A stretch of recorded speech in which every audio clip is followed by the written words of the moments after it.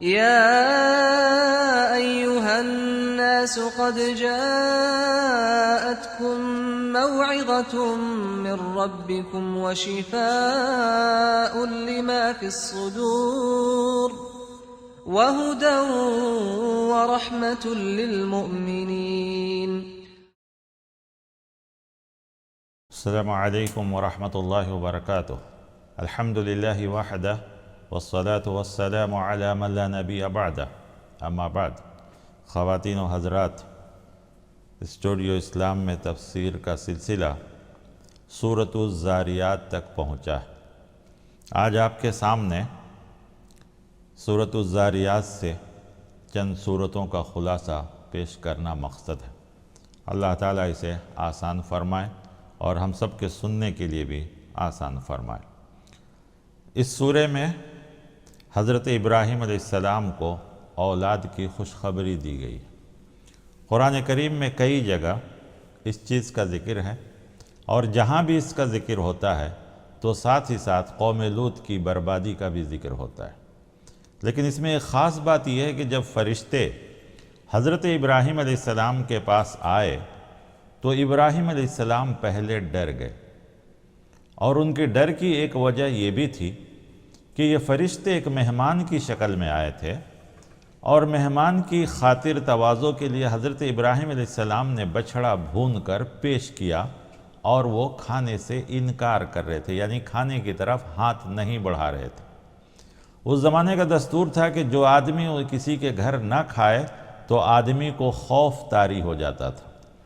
نتیجہ یہ ہوا کہ ابراہیم علیہ السلام جو ہی ڈر محسوس کیے، فرشتوں نے کہا ہم اللہ کی طرف سے آئے ہوئے فرشتے ہیں، آپ کو ڈرنے کی ضرورت نہیں. ڈر اس ظالم قوم کی ہونی چاہیے، یعنی قوم لوط کی طرف.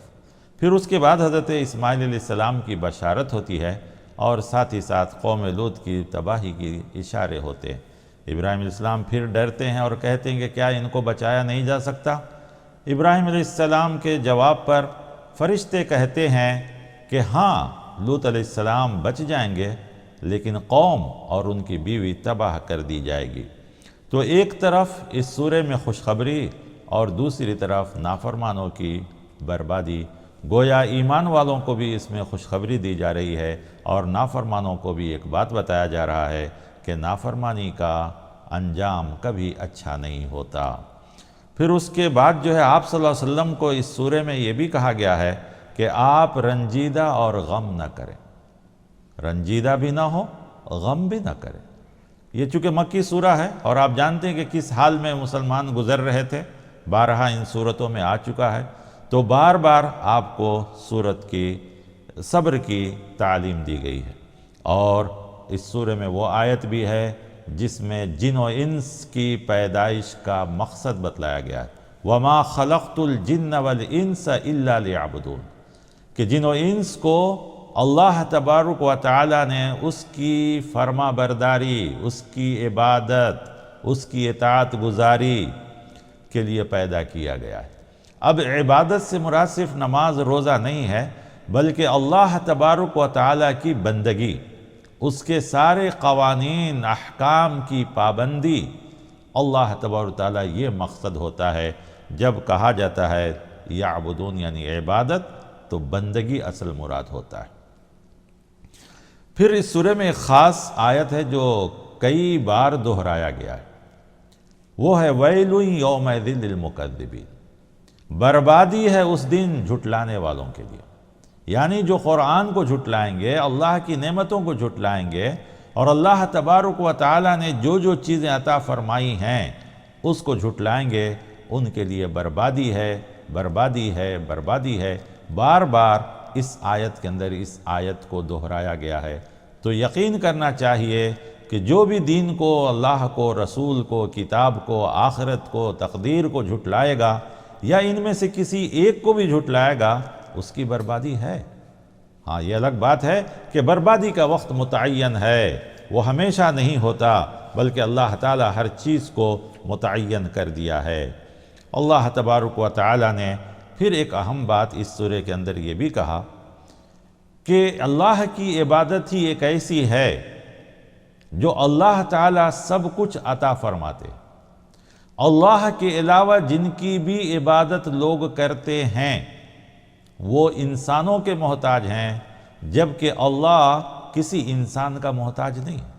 اسی لیے اللہ تعالیٰ نے اس سورہ میں وہ بھی کہا، ما ارید منہم من رزق، میں تم سے روزی نہیں چاہتا، وما ارید ان یطعمون، اور یہ بھی نہیں کہ تم کسی کو کھلاؤ پلاؤ ہمیں، ان اللہ هو الرزاق، بے شک اللہ وہی رزاق ہے، رزق دینے والا ہے، ذو القوت المتین، طاقتور بھی ہے۔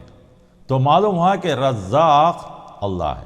آپ دیکھیے مسجد کے علاوہ جہاں بھی آپ جائیں گے عبادت کے لیے، خالی ہاتھ جانا عیب سمجھا جاتا ہے، لوگ پسند نہیں کرتے ہیں، چرچ میں ہو، مندر میں ہو، حتیٰ کہ مسلمان بھی جن جگہوں کو مسجد کے علاوہ جو جگہ بنائے ہیں، درگاہ یا استھان یا جو بھی ہو جہاں بھی عبادت ہوتی ہے، اگر آپ وہاں بھی خالی ہاتھ جائیے تو آپ کو اچھا نہیں سمجھا جاتا ہے، لیکن مسجد میں جانے کے لیے کسی بھی چیز کی ضرورت نہیں ہے۔ تو معلوم ہوا کہ صرف اللہ کی عبادت بغیر کسی چیز کی ہوتی ہے، اللہ دینے والا ہے، وہ محتاج نہیں ہے، باقی جتنے ہیں سب انسانوں کے محتاج ہیں۔ تو اللہ تعالیٰ نے اس آیت پر ہی اس سورے کو ختم کیا ہے۔ پھر اس کے بعد ایک سورہ ہے سورۃ الطور۔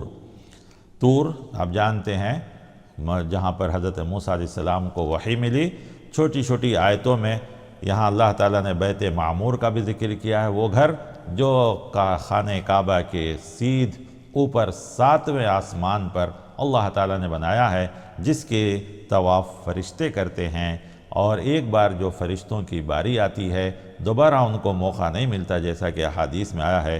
اس سورے میں اللہ تبارک و تعالیٰ پہاڑ کا، آسمان کا، اور جو کچھ سمندر ہے، پھر آسمان خود ایک بہت بڑا چھت، تو اللہ تعالیٰ کہتے ہیں یہ سب ختم ہو جائیں گے۔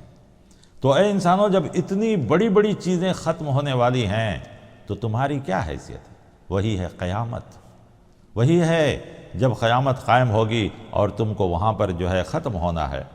پھر اس کے بعد موسیٰ علیہ السلام کا جو ذکر بھی آگے چل کر آیا ہے، تو فرعون کا انجام بھی بتلایا گیا کہ اس کا انجام کتنا خراب ہوا، اور اس کو جو ہے کیسی تباہی ہوئی اور کس طریقے سے وہ ہلاک و برباد ہوا۔ تو اللہ تعالیٰ نے اس کے انجام کو بیان کر کے ایمان والوں کو کہا گیا ہے کہ زمین پر بڑی بڑی طاقتیں آئیں، بہت سی نافرمانیاں کیں، لیکن جب اللہ کا عذاب آیا، اس کا پکڑ آیا، تو پھر کوئی ان کو کام نہیں آیا، کوئی ان کی طرف دیکھنے تک بھی نہیں آیا۔ اللہ تعالیٰ ان چیزوں کو ذکر کر کے صاف صاف کہتے ہیں کہ کیا یہ طاقتور ہیں، یا ان سے پہلے جو لوگ تھے وہ زیادہ طاقتور تھے؟ جب وہ زیادہ طاقتور تھے ان کو ہی ہم نے ہلاک کر دیا، تو پھر یہ کون سی بڑی بات ہے؟ پھر اس کے بعد ایک دو سوالوں کا جواب بھی دیا گیا ہے، جیسے کہ اکثر کفار کہا کرتے تھے کہ فرشتے اللہ تعالیٰ کی بیٹیاں ہیں۔ تو اللہ تعالیٰ پوچھتا ہے یہ کیا انصاف ہے تمہارا کہ بیٹیاں اللہ کی طرف اور بیٹے تم اپنے لیے منسوب کرتے ہو؟ عجیب تمہارا جو ہے تقسیم ہے، یہ عجیب و غریب تقسیم تم نے بنا لیا ہے۔ یاد رکھو یہ اللہ تبارک و تعالیٰ کے لیے درست نہیں ہے۔ پھر اس کے بعد مکی سورہ ہونے کی وجہ سے جیسا کہ ہر صورت میں آپ دیکھیں گے صبر کی تعلیم ہوگی، یہاں بھی اللہ تعالیٰ نے آخری آیت میں کہا وَاصْبِرْ لِحُکْمِ رَبِّکَ، آپ اپنے رب کے حکم سے صبر کیجئے۔ معلوم ہوا کہ یہ صبر کسی اور وجہ سے نہیں، کمزوری کی وجہ سے نہیں، ڈر اور خوف کی وجہ سے نہیں، اس لیے صبر کرنا ہے کہ اللہ کا حکم ہے۔ اللہ جب تک آپ کے لیے راستہ نہیں نکالے گا تب تک آپ کو اسی مکے میں رہنا ہے، یہیں دعوت کا کام کرنا ہے اور صبر کے ساتھ رہنا ہے۔ اکثر صورتوں میں آپ دیکھیں گے کہ اب اپنے رب کے لیے صبر کیجئے۔ سورہ مدثر میں بھی آپ نے سنا فَاصْبِرْ لِرَبِّكَ، اپنے رب کے لیے صبر کہا گیا۔ پھر یہاں ایک بڑی اہم بات کہی گئی کہ فَإِنَّكَ بِأَعْيُنِنَا، مطلب یہ تھا کہ آپ کو ڈرایا جا رہا تھا، دھمکایا جا رہا تھا، تکلیفیں دی رہی تھی، تو کہا کہ کیسے ہو سکتا ہے آپ مجھ سے، میں آپ سے بالکل قریب، یعنی میری آنکھ میں ہے آپ، مطلب یہ کہ میں آپ کی اتنی نگرانی کر رہا ہوں، لہذا کوئی آپ کا کچھ بگاڑ نہیں سکتا۔ یہ صاف صاف اللہ تعالیٰ نے آپ کی حفاظت اور ہر چیز کی گارنٹی لیا تھا۔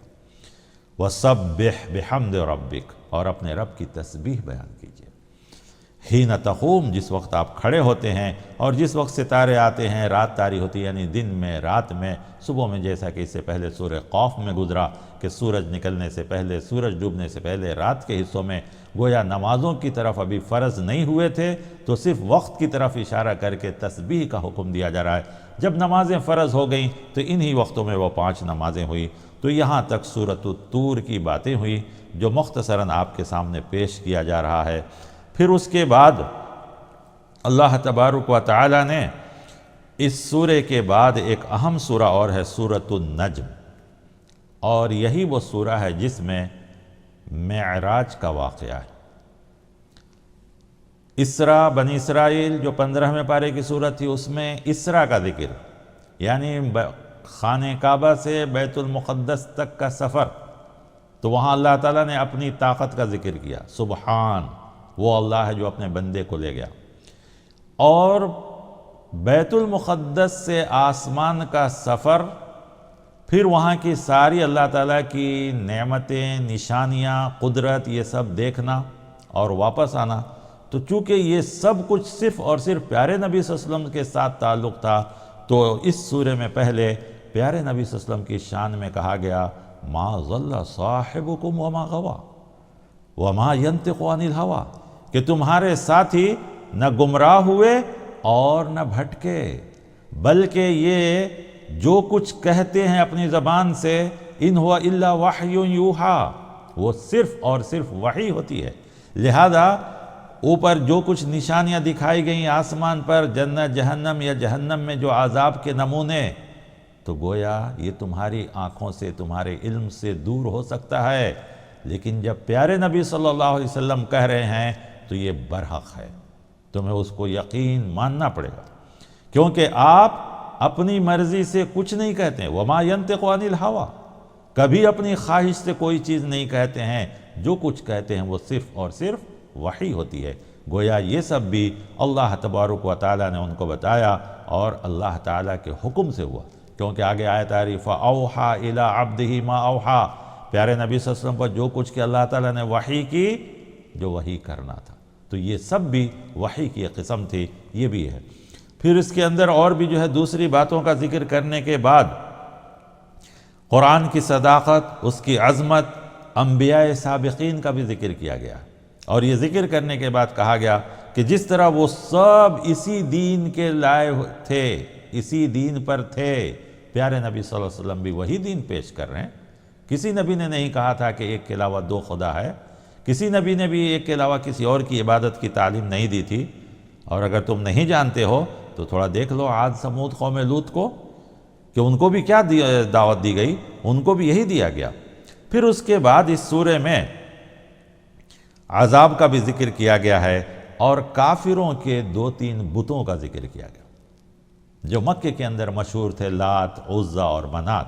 تو ان بتوں کا ذکر کر کے کہا گیا کہ تم ان کے پیچھے پڑے ہو، حالانکہ یہ نہ سنتے ہیں، نہ دیکھتے ہیں، نہ تمہاری باتوں کی طرف توجہ دیتے ہیں، تم ان کے پیچھے پڑنے سے تم کو کچھ نہیں ملے گا، بہتر ہے کہ تم ایک اللہ کی طرف آؤ۔ پھر اس کے بعد پیارے نبی صلی اللہ علیہ وسلم کے لیے اس سورے میں پھر صبر کی تعلیم دی گئی، اور مومنوں کو بھی صبر کا تعلیم دیا گیا ہے۔ سب چھوٹی چھوٹی صورتیں ہیں، چند 1 رکوع 2 رکوع کی صورتیں ہیں۔ آخر میں اس سورے کے اندر آخری آیت پر سجدے کا بھی حکم ہے، اور آپ جانتے ہیں کہ سجدہ کتنا اہم عبادت ہے۔ اکثر لوگ سوال کرتے ہیں کہ قرآن پڑھتے وقت کیا فوراً سجدہ کریں یا بعد میں کریں، کبھی کسی نے پوچھا بھی تھا، اس لیے میں اس کا ذکر کر دے رہا ہوں۔ آپ صرف ایک بات کو غور کیجئے، تراویح میں یا نماز میں سجدے کی آیتیں پڑھی جاتی ہیں، نماز چھوڑ کر فوراً سجدے کو جایا جاتا ہے نہیں جایا جاتا ہے۔ یہ بھی ہو سکتا تھا کہ نماز ختم ہونے کے بعد الگ سے سجدہ کر لیں، تو اس سے پتہ چلتا ہے کہ نہیں، جس وقت آپ پڑھتے ہیں اسی وقت سجدہ کرنا بہتر ہے، اچھا ہے۔ اگر کسی وجہ سے اس وقت نہیں کرتے ہیں تو بعد میں کرنا ہے۔ اسی طریقے سے بعض لوگ سوال کرتے ہیں کہ ریکارڈنگ ہم سنتے ہیں، اس میں سجدے کی آیت آتی ہے، تو جو اسی وقت لائیو ہے، جیسے کہ مکے کی تراویح آپ سن رہے ہیں یا کہیں کی تراویح جو لائیو آ رہی ہے، تو اس میں تو سجدہ کرنا پڑے گا۔ لیکن جو چیز ریکارڈ ہو گئی ہے پہلے سے، اس پر ہم کو سجدہ نہیں، اس لیے کہ وہاں سجدہ ہو چکا ہوتا ہے۔ تو بہرکیف یہ 2-3 باتیں سجدے کے تعلق سے ہیں۔ سجدہ اللہ تعالیٰ کو بہت پسند ہے، اس لیے بار بار ہمیں اور آپ کو بھی سجدہ کرنے کے لیے کہا گیا ہے۔ سورۃ القمر، قمر چاند کو کہتے ہیں۔ اس سورہ میں اس واقعے کا ذکر ہے کہ مکے کے ابتدائی دور میں مکے کے لوگوں نے آپ سے ایک معجزہ سوال کیا تھا۔ آپ صلی اللہ علیہ وسلم نے اپنی انگلی کو اشارہ کیا، چاند کے 2 ٹکڑے ہو گئے۔ مشہور روایت ہے، بہت سی کتابوں کے اندر یہ سب جو ہے ہیں۔ البتہ کچھ جو منکرین حدیث ہیں وہ ان چیزوں کو نہیں مانتے، کیونکہ یہاں پر ایک آیت آئی ہے اقتربت الساعۃ وانشق القمر، کہ قیامت قریب ہو گئی اور چاند ٹکڑے ہو گیا۔ تو وہ کہتے کہ نہیں، یہ تو قیامت کے دن کا واقعہ ہے، اس وقت کا واقعہ ہے، یہ سب بیکار بات ہے۔ ایسی بات نہیں ہے، بلکہ باقاعدہ یہ واقعہ ہوا ہے، تاریخ سے بھی ثابت ہے، قرآن سے بھی ثابت ہے، صحیح احادیث سے بھی ثابت ہے، اور یہ پیارے نبی صلی اللہ علیہ وسلم کے معجزوں میں سے معجزہ ہے۔ پھر اس کے بعد اس سورے میں بھی اللہ تبارک و تعالی نے قوم سمود، عاد، نوح اور لوط کا ذکر کیا، اور ان سب کا ذکر کرنے کے بعد کہا فَكَيْفَ كَانَ عَذَابِي وَنُذُرِ، میرا عذاب اور میرا ڈرانا کیسا رہا، ذرا پوچھ لو ان سے، کیونکہ یہ بھی زمین میں بڑے سرکش تھے، بڑے طاقتور تھے۔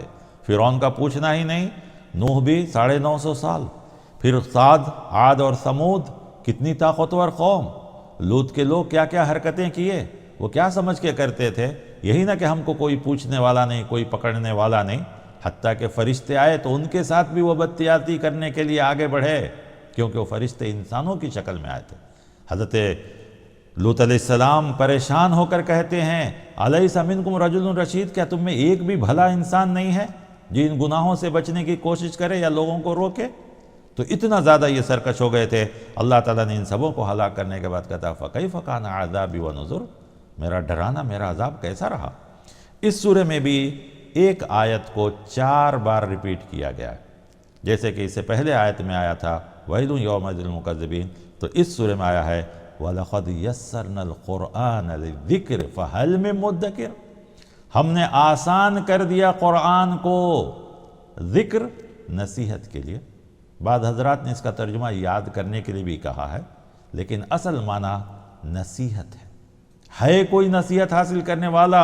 اصل معنی نصیحت اس لیے ہے کہ فَهَلْ مِن مُدَّكِرٍ، جو کہہ رہا ہے کہ ہے کوئی نصیحت حاصل کرنے والا، تو اس کا مطلب ہے کہ ذکر کے معنی اصل نصیحت کے لیے۔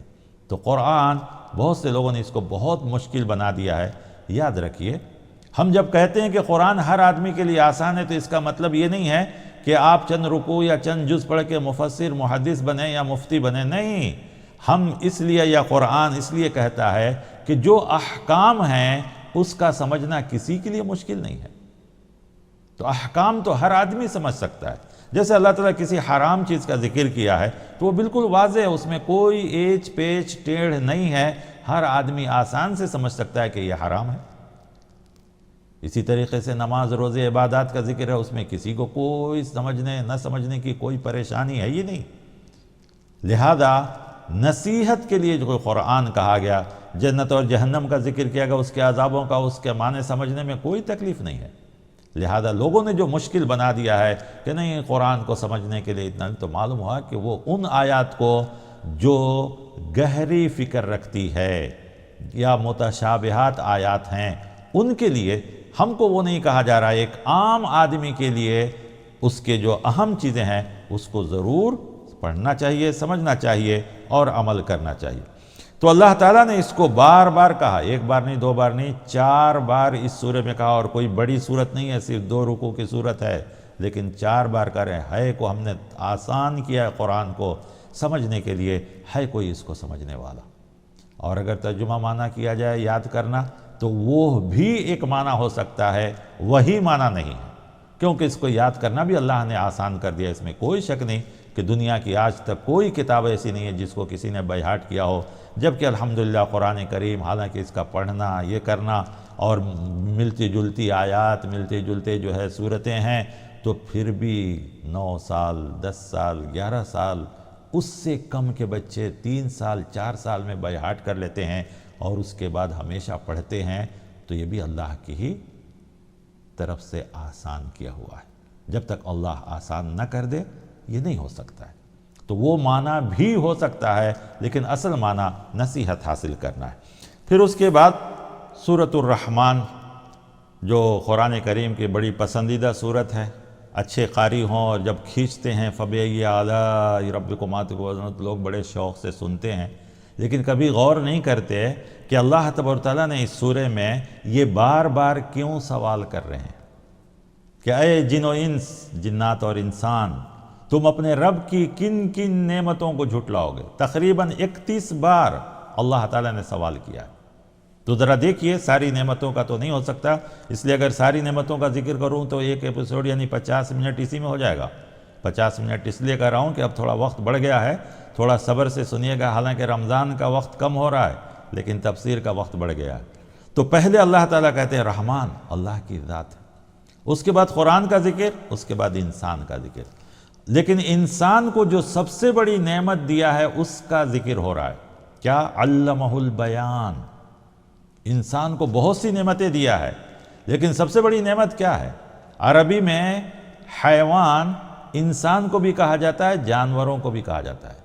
دونوں میں تھوڑا سا فرق یہ بتایا جاتا ہے کہ انسان حیوان ناطق، یعنی وہ انسان جو بولتا ہے، سنتا ہے، سیکھتا ہے، سکھاتا ہے، یہ چیز جانوروں میں نہیں، جانوروں کو صرف سکھانا پڑتا ہے اور وہ انسان سکھاتا ہے۔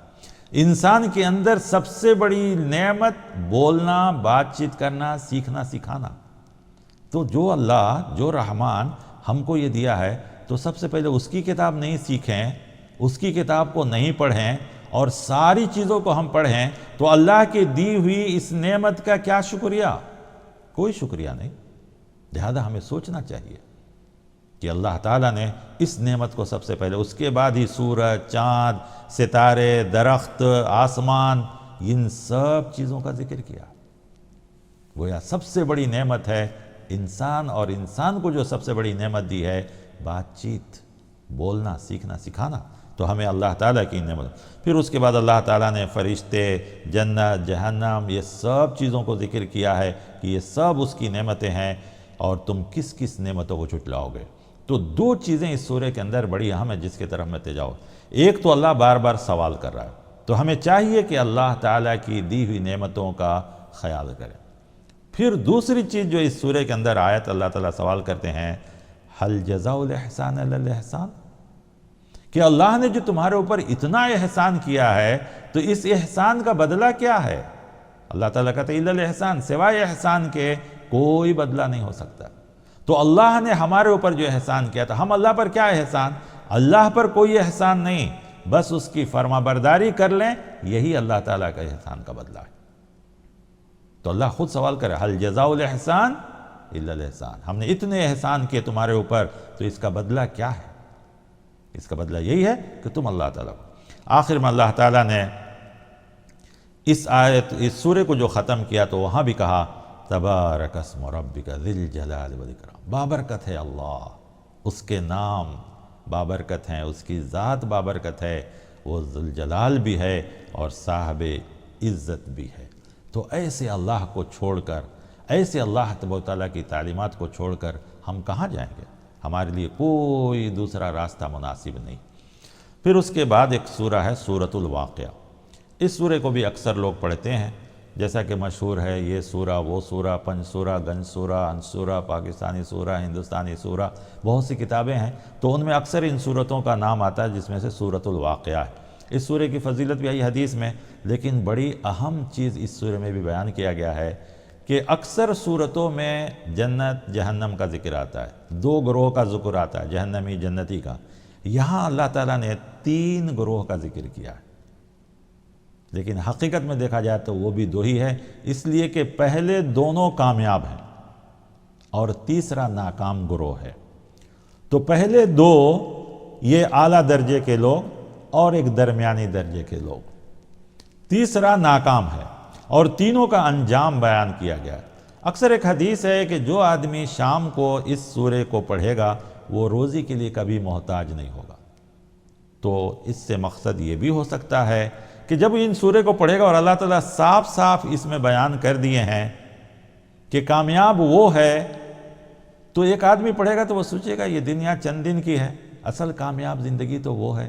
تو ہم اس کو حاصل کر لیں گے تو اس کے اندر صبر آ جائے گا، اور صبر آنے کے بعد وہ آسانی سے زندگی گزارنے کی کوشش کرے گا۔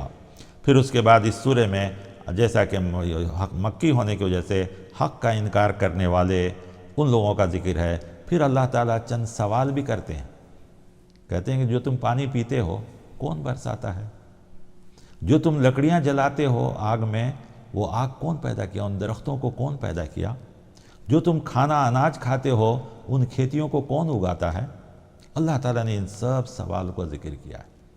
پھر اس کے بعد اس میں قرآن کا بھی الگ سے ذکر کیا گیا اللہ تعالیٰ، وہ یہ ہے جس کو اکثر لوگ کہتے ہیں لا یمسہ الا المطہرون، کہ قرآن کو وہی چھوئے گا جو پاک آدمی ہے۔ لیکن لوگ اس سے پہلے کی آیتوں کو نہیں پڑھتے ہیں۔ اس سے پہلے کی آیتوں میں کہا گیا ہے کہ یہ قرآن جو نازل ہوا ہے ایسے فرشتوں کے ذریعے کہ جن کے آگے پیچھے کوئی بھٹک ہی نہیں سکتا، اور یہ پاک ہاتھوں میں اترا ہے۔ اس کا جواب دیا گیا کہ لوگ کہتے تھے کہ پیارے نبی صلی اللہ علیہ وسلم کہیں سے سیکھ کر آپ کے پاس جنات آتا ہے، یا آپ کے پاس فلاں سے سیکھ کر آ کر کہتے ہیں، تو قرآن کریم نے کہا یہ کیسے ہو سکتا ہے؟ یہ تو ہم نازل کر رہے ہیں، اور صرف ہم ہی نہیں بلکہ ہم جس فرشتے کو اس کے لیے مقرر کیے ہیں ان کے آگے پیچھے بھی کوئی نہیں آ سکتا، یہ پاک ہاتھوں کے ذریعے آتی ہے۔ اب لوگ نے صرف اس آیت کو لے کر کے کہہ دیا کہ قرآن کو نہ چھونا، اس کے لیے اتنے آداب، ایسے پڑھو ویسے پڑھو، نتیجہ ہے کہ ہم قرآن پڑھتے ہی نہیں۔ بڑا آسان طریقہ ہے کسی کو قرآن سے روکنے کے لیے کہ یہ کہا جائے کہ تم نہ پڑھو، تو کوئی مسلمان نہیں مانے گا، لیکن اس کو پڑھنے کے لیے اتنے شرائط لگا دو کہ کوئی پڑھے ہی نہیں۔ یہ بہت اچھا طریقہ ہے۔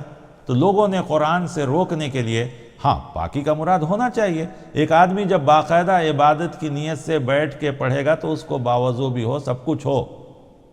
لیکن آدمی آفس میں ہے، گھر میں ہے، اچانک ضرورت پڑی، چلو ٹائم ہے پڑھ، اب وہ آدمی سوچے گا میں اٹھوں، وضو کروں، جبہ پہنوں، ٹوپی لگاؤں، قبلے کی طرف بیٹھوں، ادب سے بیٹھوں، ایسا تو کوئی بھی نہیں کرے گا آج کے دور میں۔ تو یہ سب جو شرائط بہت زیادہ لگا دیے گئے ہیں۔ ہاں ایک چیز یاد رکھیے، ہم ویسا بھی نہیں چاہتے ہیں جیسا بعض ممالک میں ہوتے ہیں کہ لوگ لمبے پیر کر کے بیٹھے ہیں، قرآن کو جیسا چاہے ویسا رکھتے ہیں، تو ان کے یہاں پڑھنے کا شوق ہے، ادب احترام کم ہے۔ ہمارے یہاں پڑھنے کا شوق نہیں ہے، ادب احترام بہت زیادہ ہے، اتنا زیادہ ادب احترام ہے کہ پڑھتے ہی نہیں۔ دونوں غلطی ہے۔ ہمیں اور آپ کو قرآن پڑھنے کی طرف بار بار اشارہ کرنے کے لیے کہا گیا ہے، تو جو اس کے زیادہ شرائط ہیں وہ نہیں ہونی چاہیے۔ پھر اس کے بعد ایک سورہ ہے سورۃ الحدید۔ اس کی سورہ کی 25ویں آیت میں ایک آیت نازل ہوئی ہے جس میں حدید کا لفظ آیا کہ اللہ تعالیٰ نے کہا کہ ہم نے لوہے کو نازل کیا۔ اس سے پہلے بھی لوہے کے بارے میں آیا کہ داؤد علیہ السلام کے ہاتھوں میں ہم نے لوہے کو نرم کر دیا تھا۔ یہاں اللہ تعالیٰ نے لوہے کی طاقت، قوت، اس کی اہمیت کو بتایا، لیکن اس کا مطلب یہ نہیں کہ پورے سورے میں لوہے کے بارے میں بحث کیا جائے گا، ایسا نہیں ہے۔ سورے کے نام جیسے ہوتے ہیں اسی طریقے سے اس کا بھی ایک نام ہے، لیکن یہ سورہ مدنی ہے۔ اس سورے میں اللہ تعالیٰ جو اہم بات مومنوں کے لیے کہا وہ یہ ہے کہ مومن کو قیامت کے دن نور دیا جائے گا، منافق اس سے محروم رہیں گے۔ مومنوں کو جو نور ملے گا اس نور کی روشنی میں آگے بڑھیں گے۔ منافق جب دیکھیں گے تو وہ سوال کریں گے کہ ہم کو بھی تھوڑا سا نور عطا فرمایا جائے، لیکن وہ ان کو نہیں ملے گا، دونوں کے درمیان پردہ حائل ہو جائے گا۔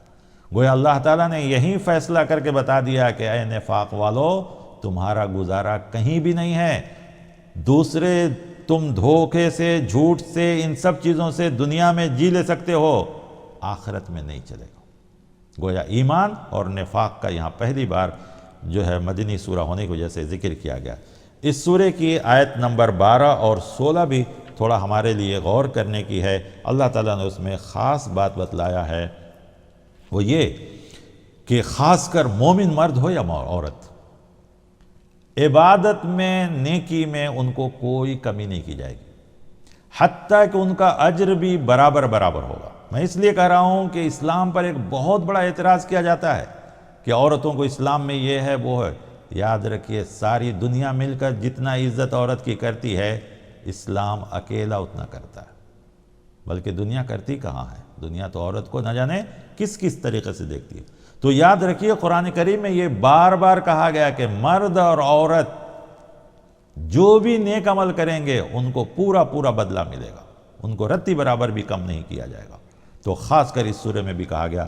اسی طرح آیت نمبر 16 میں بھی اللہ تبارک تعالیٰ ایمان والوں سے کہہ رہے الم یعنی للذین آمنوا ان تخشع قلوبہم بذکر اللہ، کیا وہ وقت نہیں آیا ہے کہ تمہارے دل اللہ کے خوف سے، اللہ کے ڈر سے کانپ اٹھیں؟ یا وہ چیز جو ہم نے حق نازل کیا ہے، معلوم ہوا کہ ایمان والوں کو بھی اس میں جھنجھوڑا جا رہا ہے، مدنی سورہ ہے، تو ہمیں اور آپ کو چاہیے کہ آج ہم کوئی چیزوں سے انسانوں کو ڈراتے ہیں، نہیں، سب سے زیادہ اللہ سے ڈرانا چاہیے۔ اللہ کا خوف ہو تو آدمی بند کمرے میں بھی، اندھیرے میں بھی، تنہائی میں بھی، ہر جگہ وہ گناہوں سے بچے گا۔ اللہ کا خوف نہیں ہو، آج کیوں ساری دنیا، سارے قوانین ہوتے ہوئے، رولز، ریگولیشن، لا، آرڈر، سب کچھ ہوئے، اور اس چیز کو نافذ کرنے کے لیے لاکھوں کروڑوں انسان ایک ایک ملکوں میں ہیں، لیکن کوئی گناہ نہیں چھوڑ رہا۔ ایک بیماری کا ڈر آیا، ساری حرام چیزیں بند ہو گئی، جتنی غلط چیزیں تھیں سب بند ہو گئیں، صرف ایک موت کے ڈر سے۔ اسی طرح اگر اللہ کا ڈر آ جائے تو انسان ساری گناہوں سے بچ جائے گا۔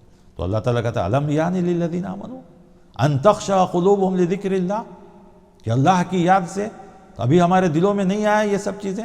اللہ تعالیٰ نے اس آیت میں ہم سب کے لیے جو ہے ایک بہترین بات بتائی، ساتھ ہی ساتھ ایک آیت جو سیم آیت ہے لیکن پہلا لفظ الگ الگ ہے، جو اس سے پہلے گزر چکا شروع میں، وہاں تھا سارعوا، دوڑ پڑو اللہ کی طرف اور اللہ کی مغفرت کی طرف، تمہارے رب کی مغفرت کی طرف، اور اس جنت کی طرف جس جنت کی لمبائی چوڑائی آسمان اور زمین کے برابر ہے۔ یہاں کہا سابقو، سبقت کرو، یعنی ایک دوسرے سے آگے بڑھو رب کے مغفرت کی طرف اور اس جنت کو حاصل کرنے کے لیے جس کی لمبائی چوڑائی زمین اور آسمان کے برابر ہے۔ کس کے لیے تیار کیا گیا؟ اعدت للذین آمنوا باللہ، جو اللہ اور اس کے رسول پر ایمان لاتے ہیں ان کے لیے، اور یہ اللہ کا فضل ہے، وہ جس کو چاہتا ہے دیتا ہے، اور اللہ بہت بڑے فضل والے ہیں۔